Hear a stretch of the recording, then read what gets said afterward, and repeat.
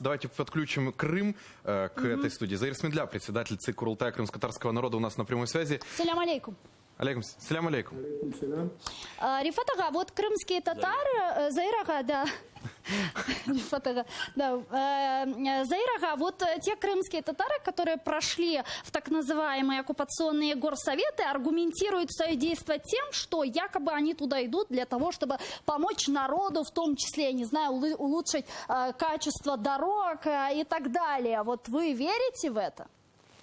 Ну, я скажу, многие из тех, кто участвовали в этих так званых выборах, они, в принципе, и в свое время шли вопреки решению Курултая, решению Меджлиса, что Альберт Кангиев, что другие,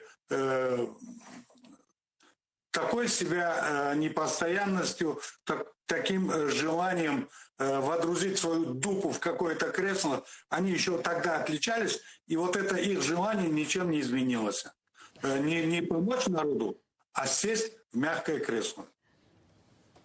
Заир ага, а вот Энвер Абдураимов, который на протяжении 5 лет, его нигде не слышно не было, и как-то он в периферии даже политической такой был. Откуда он появился? Что с ним сделали? Зачем вытянули, может быть? Ну, иногда достают этих марионеток, стряхивают этот нафталинчик. Вы же помните, когда на Курултае он заявлял, что крымские татары сами виноваты в том, что их депортировали. И вот таких вот подонков время от времени вытаскивают, чтобы использовать как эти резинотехнические изделия.